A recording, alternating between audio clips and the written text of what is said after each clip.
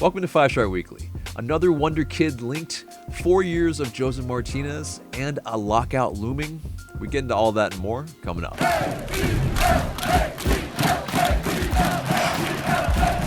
Welcome to the show, 5 Star fam. I'm AJ, and this is Marc. And wherever it is you get your pods, subscribe, share, and leave us a good rating.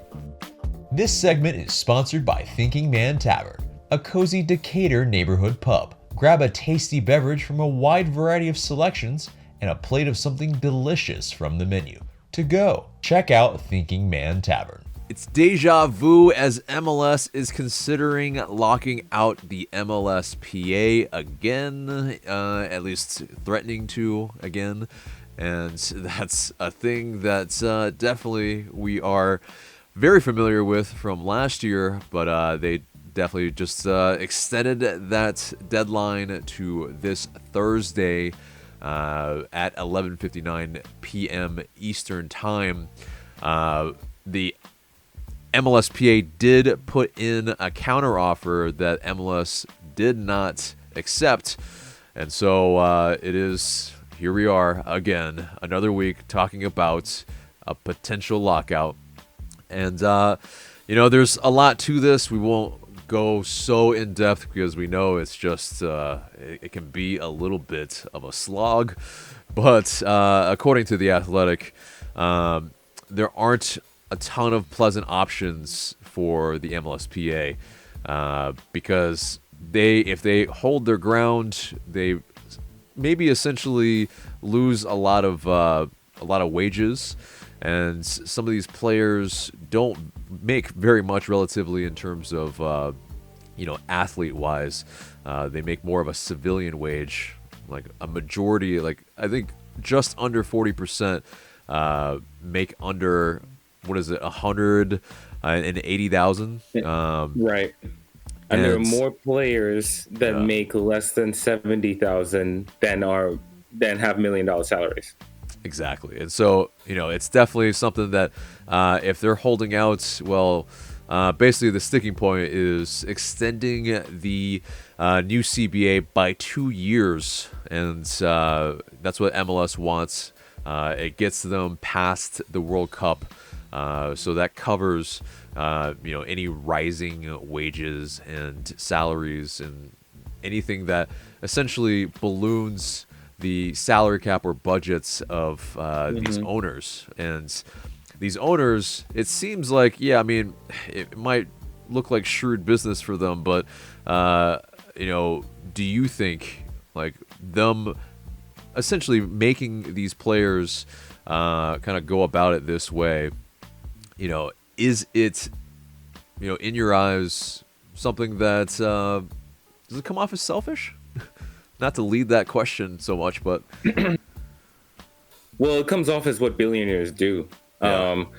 And I think, then this is just a personal view, not to get too political, but I think that if you are a billionaire, you get there. There is some selfishness that's that's involved, in terms of getting to even accumulating that much wealth. Right. It's interesting because the owners have a labor committee, quote unquote, and we don't know how big that committee is. They won't release the names of the owners, so for all we know, it could be 5 or 10 owners of the league. It could be all of them. I think what I think about when I read about this situation, I think about the fact that a lot of MLS owners have NFL ties. And so, and NFL owners are definitely a group that squeezes its players whenever they can. It's for those of you who are familiar with the North American sports landscape, like the NFL typically is the NFL Players Association is typically regarded as one of the weaker ones, so to speak. As in, they just have less relative power than the other leagues, and I think we're seeing that the MLS player pool also in a similar position for a number of factors. Look, I'm going to be blunt. It just comes off as the owners just trying to squeeze something out of the players in a difficult time. You opened with, they did this last year. Now I remember clearly Jeff Lorenovwitz's comments about how disgusted he was, by that tactic. And now we're seeing that it's not really a tactic. Like, this is something that they're willing to do, and there are material gains for forcing the players to agree to an extended CBA, which would essentially, from the owner's perspective, it would allow them to cap the players' gains for a couple more years. All right. And then, if they end up locking out and losing gains, that's not necessarily the worst situation when the owners don't have to pay them. Owners don't have to pay the players, and then they won't have to open those stadiums for no fans, which would be the case for, let's say, conservatively until the summer. I mean, like, I know there'll be some partial attendance in other places, but obviously it's not as good as a full stadium. So, right. Because the vaccines, obviously, when those are a little bit more prevalent and everyone is vaccinated, there will be more people that will allowed to be in stadiums, and that's kind of the whole thing that it's the give and take of it currently. But the owners, in terms of the loss here, in terms of paying their players, it's relatively low of a loss in terms of the players, compensation standpoint. But at least the one caveat is that the league will still pay for the medical bills for these players in this time. So at the very least, it's a little bit humane, I suppose. But right, they're not completely morally bankrupt, right? Right, but definitely. Go ahead. No, I just want to leave us with one more thought. MLS has grown a lot, especially in the last 10 years, right? And I think that there are a lot of reasons to be optimistic about the future of the league. But when I see the league's leadership do things like this, it just feels like they have like a tunnel vision and don't really, aren't thinking big picture. It really doesn't feel like MLS is serious about trying to become one of the biggest leagues in the world, basically. It feels like MLS is just comfortable where they're at, and I think that they just seem to always look for short-term gains over long-term vision. So it's just for me, that's what that gives me skepticism about the future of the league in general. Because to me, if the league doesn't keep growing, it's you typically don't stay stagnant. If you don't go one direction, you often end up going the other direction. And so right, I hope that's not the case, but not an encouraging development from my perspective. And to kind of go along with that, I mean, definitely there will be a lot of casual fans that are lost during this time. If there is a lockout, there will be a lot of I guess revenue lost in that sense. But there's also these hardcore fans, and I think we would be considered that as well, especially with the ISC, the supporters that are galvanizing together in solidarity with the players, saying, with the social media campaigns of let the players play. It definitely is that too, where the owners, especially in this Athletic article, they're saying it's maybe like not that big of a loss because they feel like the hardcore fans are going to be there anyway. And I think that's very foolhardy thinking, because there's a lot of other products out there. There's a lot of competition. It's not like the NFL. It's not like the NBA where that sport is king. There are a lot of other options all around the world, and it's just very short-term thinking, like you were saying. It's if they want to go about that way, totally fine, but there are a lot of, I think, drawbacks that maybe they're not really completely thinking of. But let us know what you think about all this CBA stuff. We don't want to drone on too much about it, because it could be an ongoing thing that's not too fun to talk about, but we want to have a season. So anyway, basically, so if we have a season, we will be the only team in MLS in 2021 to have a third kit, according to The Athletic. And that's pretty insane. We we do this because we reach apparently the global threshold of at least 100K units of shirt sales, and that's not a surprise. I think Atlanta United fans have always sold out any of the parlay kits or just any kind of special kits that have come out, especially the primary and secondary kits as well. So it's definitely one of those. We have definitely, I think, earned this maybe distinction. Now, us being the only club in MLS is kind of crazy, I feel like. But Darren Eales had something to speak about it. He said, "We're thrilled to be the first MLS club since 2016 to have the opportunity to feature a third kit. In collaboration with Adidas, we've designed a kit that reflects who we are as a club and as a community in a bold and creative way. We're excited to introduce the kit to our supporters later this year and see the design come to life on the pitch." So the third kit is scheduled for a mid-season release and will only be worn by the team for up to 5 matches. According to league rules. So it'll also, the proceeds will go directly to local charities instead of back into the club. So that's also nice.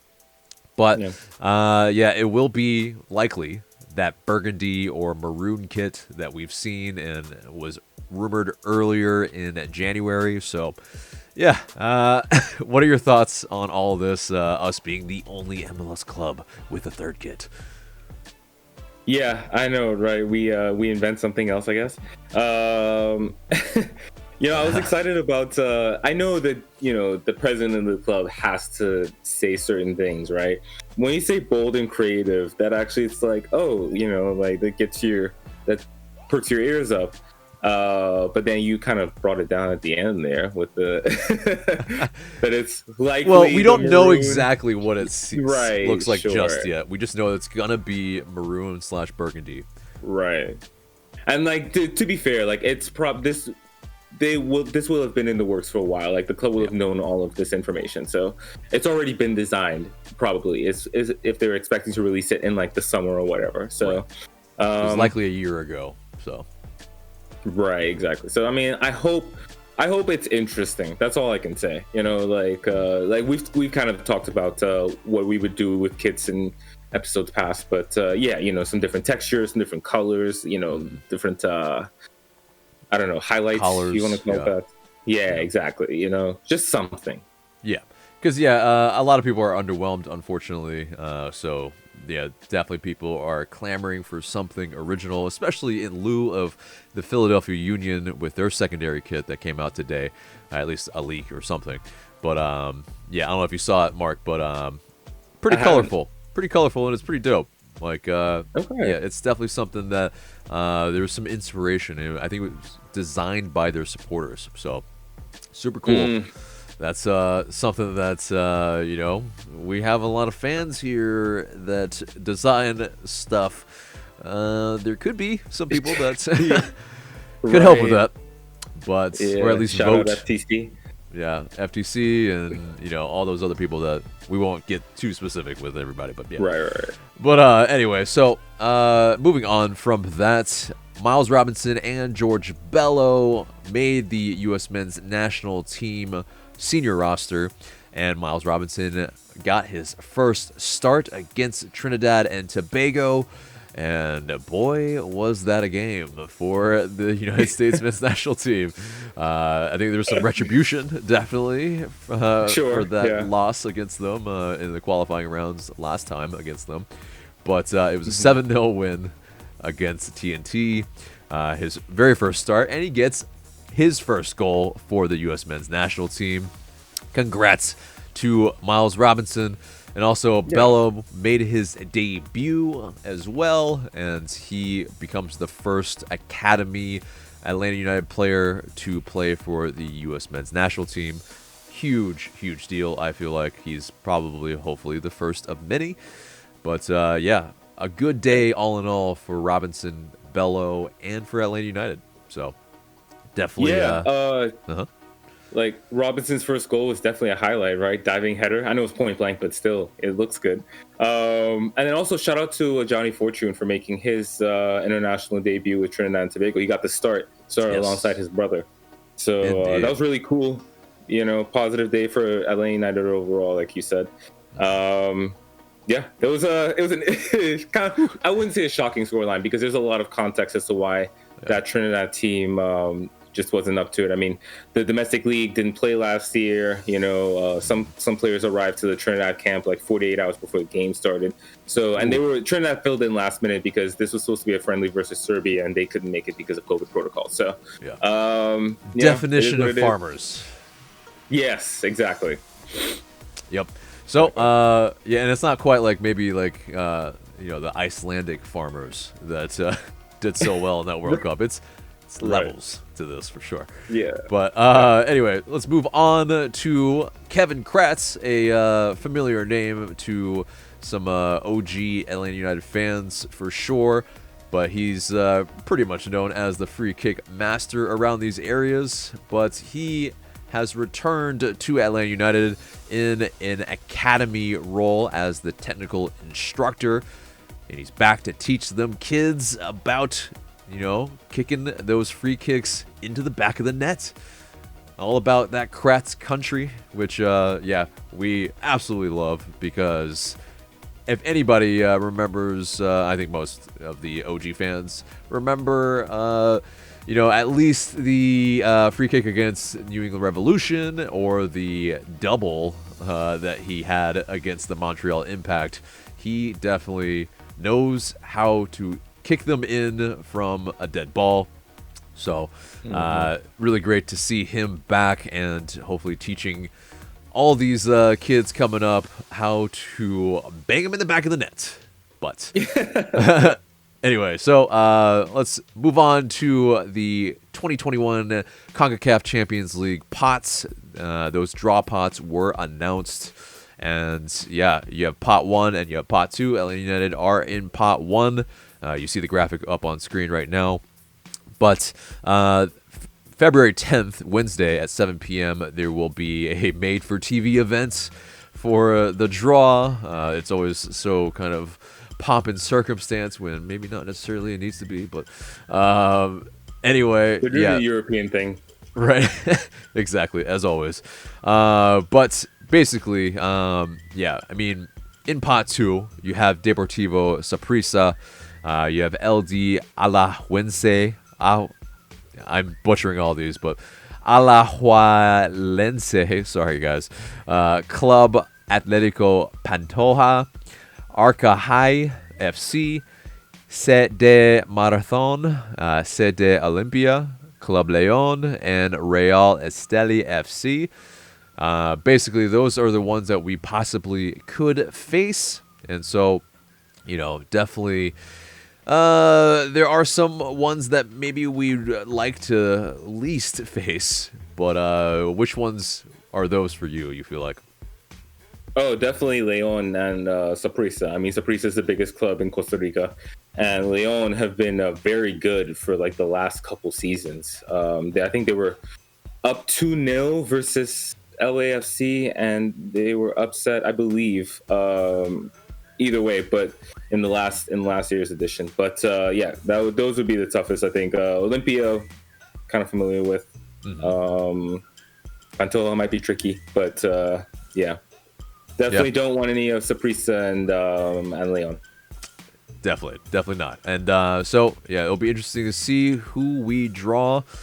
But anyway, let's move on. Atlanta United put out a tweet talking about Black History Month, saying that we are looking forward to celebrating Black History Month by honoring influential Black figures in our city, sport, and country throughout the entire month of February.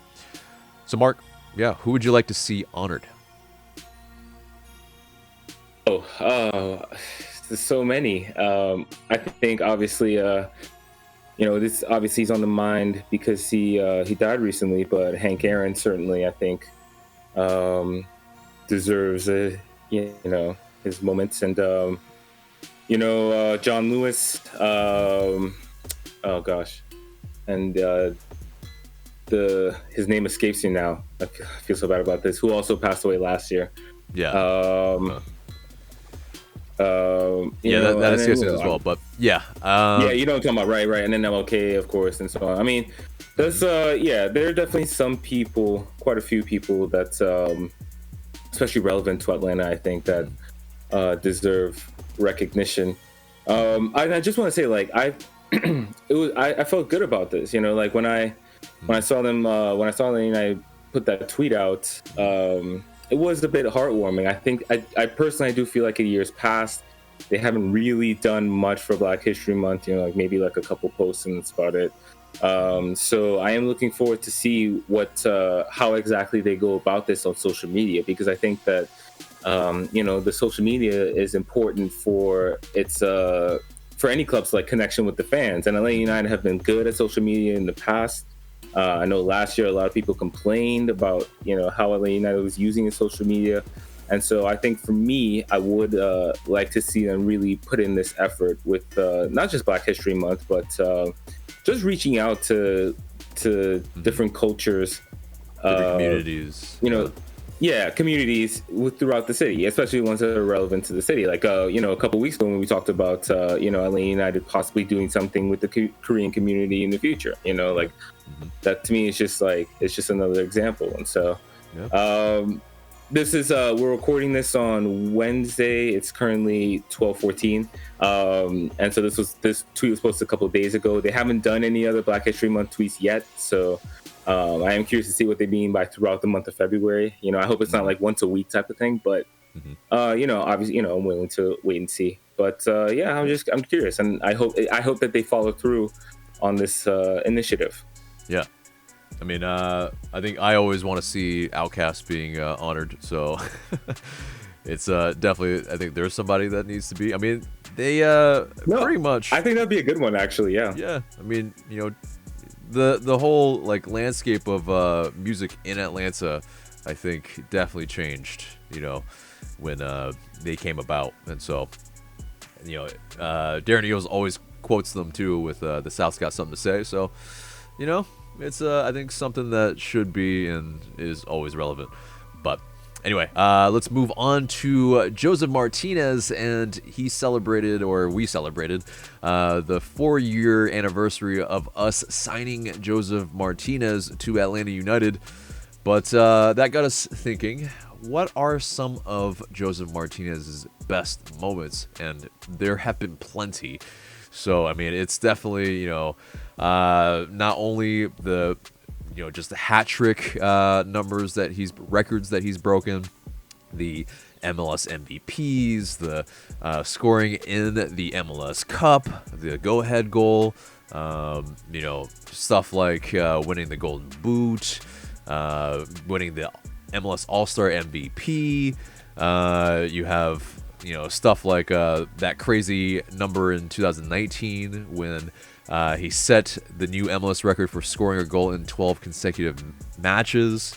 I mean, stuff like that. Going all the way to 15 consecutive games, where he was in company of like Lionel Messi around the world in terms of consecutive games scored. So what's your favorite memory of Josef Martinez in his time with Atlanta United? Favorites have to be the first goal versus Minnesota in the snow, definitely up there. Breaking the record and staring down what's his face, the Orlando goalkeeper. Yep. Joe Bendick, that Bendick face is yes. Yeah. Exactly. Iconic now. Yep. Opening and scoring versus Red Bulls in the playoffs, MLS Cup, of course. One personal favorite moment, I think it was a brace that he scored versus Red Bulls in his first game back from international duty, and should have been the game winner, but we weren't able to hold the lead. But there's a lot of good ones. The comeback versus San Jose, I believe he scored the game winner. Yes, the header. That's right. So it's just lost our mind past midnight. Essentially, it's just like, what in the hell were we watching? I mean, it was definitely drunk MLS. Yeah, definitely for sure.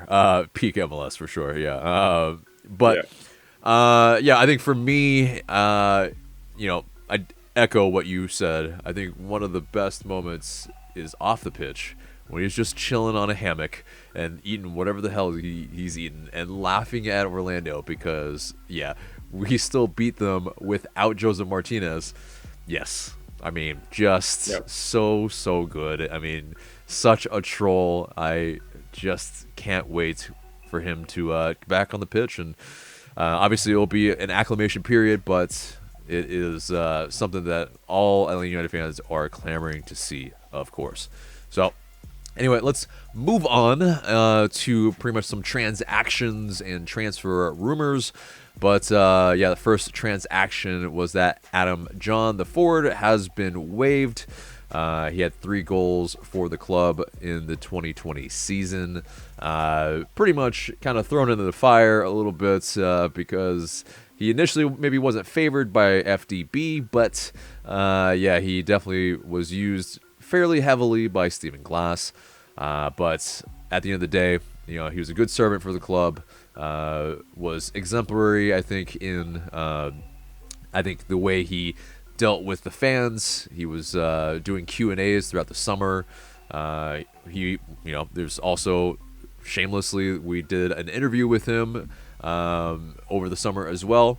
Good guy. Obviously, there are some people that maybe ragged on him for his politics, but to be fair, but I think, it is what it is.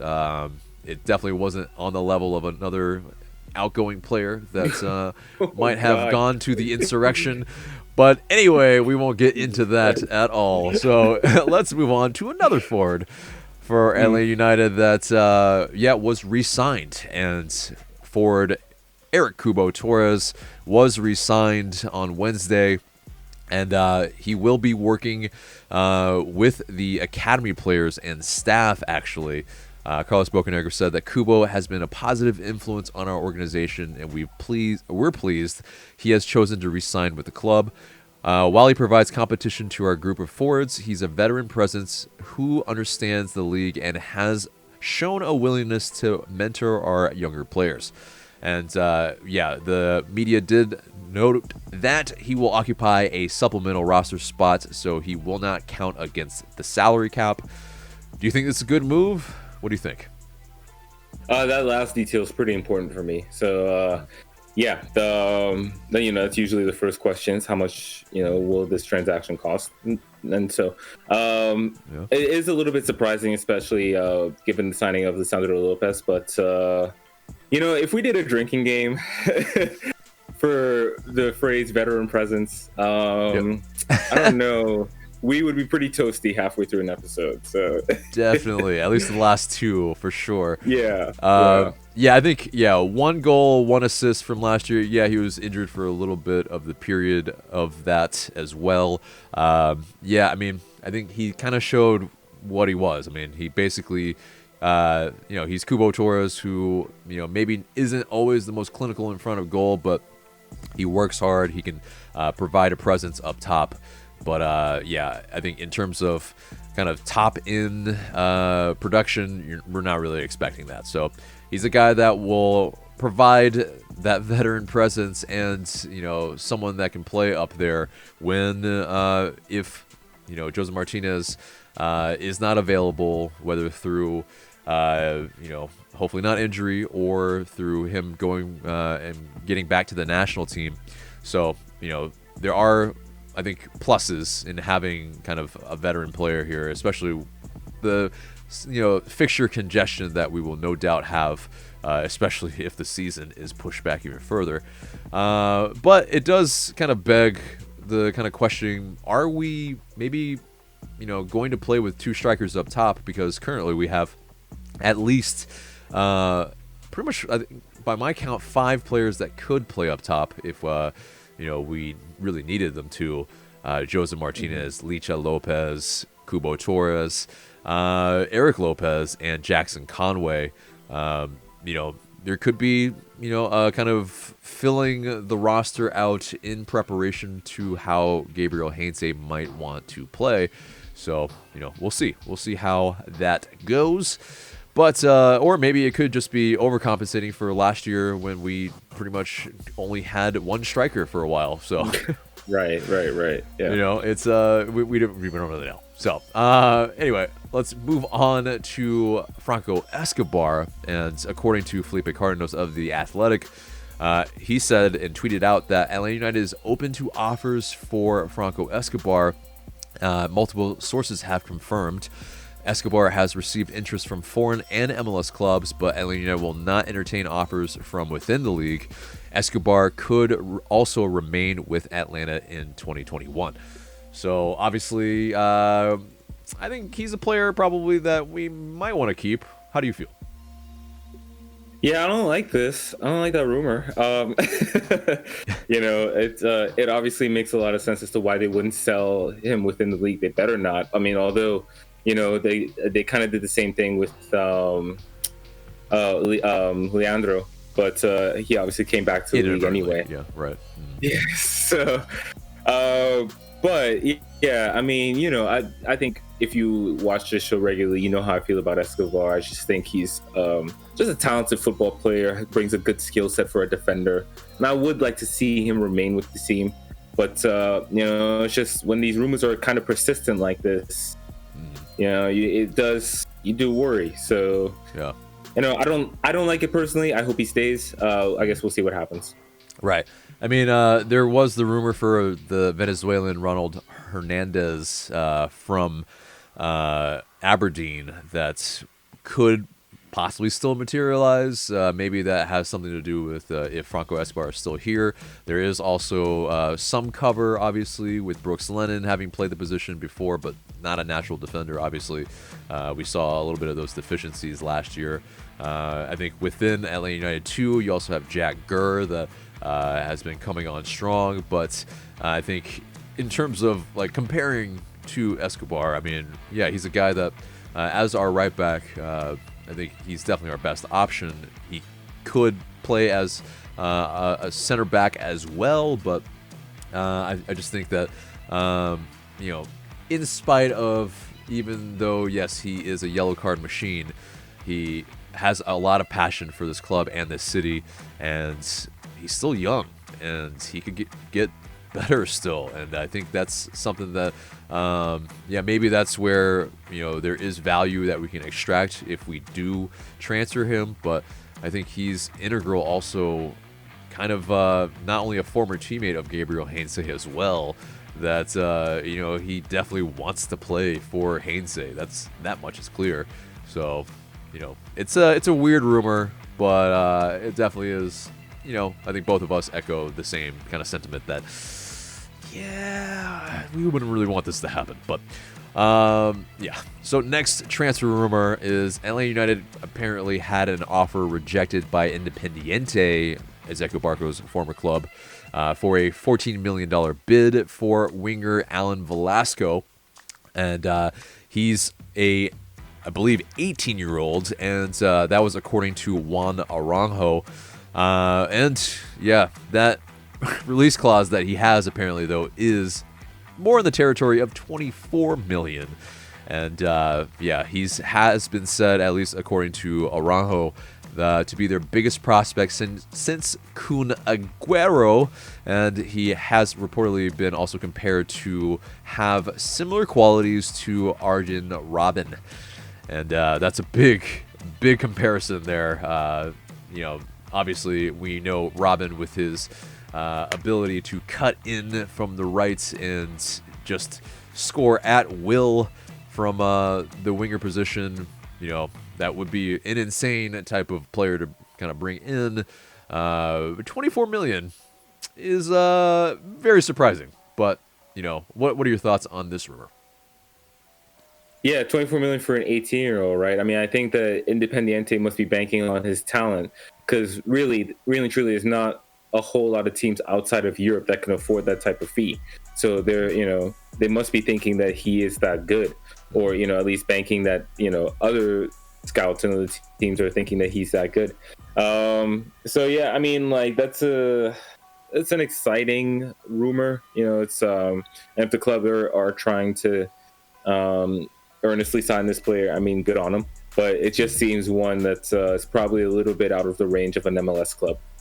Yeah, exciting as this would be, it's I don't think they're gonna be selling him anytime soon. Probably, it's gonna take, it's gonna take a European club that is probably unwilling to spend that money in this time, to make that happen. And so, while it's exciting, it's very unlikely unless we somehow, decide that we really want to make this deal. But so let's move on to another Eric Remedi rumor. This one, according to Cesar Luis Merlo, San Lorenzo, Tito Villalba's former club, is also interested in Remedi. So it'll be very interesting, if Remedi actually goes on loan, because there's now a couple rumors now. Independiente was the other one as well. I think what's gonna be the most fascinating is Remedi is a huge Bonfield fan, and so he will be facing his former club. He posts about them constantly. I think he even just posted about them today. So it will be if he is moved. We, of course, mentioned what we talked about last episode about Remedi. So you can watch that for our thoughts on Remedi and if that move does happen. But moving on to another rumor, and this one not as believable at all, but according to Twitter account Cobb J Ziniz, who, I wouldn't really put too much stock into this, but he tweeted out last week that in the next few hours, Ezequiel Barco will become a reinforcement of Boca Juniors. He'll sign a 3-year contract. Yeah, I mean, I wouldn't really believe this, because why would we pretty much take a loss on Ezequiel Barco and move him back to the Argentine league? Yes, it's Boca, but I mean, most of these teams do not have the money to be spending, large transfer fees to bring in guys that, unfortunately, Barco has not been, by really, I think all accounts, really killing it in MLS. He's still a really great prospect, but, what do you think about this rumor? It's funny, I guess. I mean, I totally agree with you. It just doesn't make sense from an Atlanta United perspective, because then you'd have to go about replacing him. I mean, like, Barco's still a good player. There's definitely a player that the club are relying on, expecting huge things from, assuming we have a season. So to sell that player essentially at a loss and then have to go and try to replace him in this climate, doesn't make sense at all. So. Mm-hmm. Yep. So let's move on to the Franco Ibarra rumor that, he pretty much, we've been talking about him for a couple episodes, I believe now, but he was quoted on Como Te Va, or Ba, a radio station there, or kind of a, radio station account on Twitter. He said that, "I am very happy for this opportunity at Atlanta United. I earned this very hard, and I'm obviously going to miss Argentinians and my family." This is translated, by the way, so that's it's going to be a little bit kind of, some things are lost in the translation. But he said, "But they're very nice opportunities that help you grow." So obviously great to see that he's confirming this move. Has not been confirmed by the club yet, but I imagine maybe at some point later this week or maybe next week he will maybe finally be announced, because Cesar Luis Merlo has been saying that he is pretty much confirmed. So it's a wait and see, I think, on Ibarra right now. We just still don't know if he's coming or if he's not. But chances are he probably is. But speaking of a player that is and kind of rumored, still hasn't been official quite yet, Rocco Rios Novo, the kind of youth goalkeeper of Lanús that was previously rumored with the Marcelino Moreno move. he reportedly will be finally, he's finally in town anyway, in Atlanta. And he will be joining the Atlanta United 2s on loan for a season. And if we like him, then we could pick up, his services for a $3 million fee for 80% of his rights. So, it's a free loan right now, reportedly, and, he could be battling the likes of Vicente Reyes and Justin Garces, who could come in as homegrown signings in 2022. Basically, kind of readying the academy and also the twos with some experience, for some of these young guys in the case when Brad Guzan does eventually retire. But are you kind of liking this deal in terms of this type of profile, a guy that has played for the youth for the Argentine national team? I mean, he's gotten a lot of experience, at least relatively, with 8 matches for them. I mean, what do you think of us finally seeing him in town? Yeah, I mean, I hope it's true that he is signing with Atlanta United, or going on loan with Atlanta United too.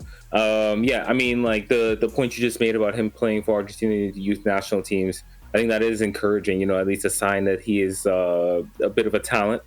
He's only 18 years old, so he's very early in his career. And especially they do need to be looking to.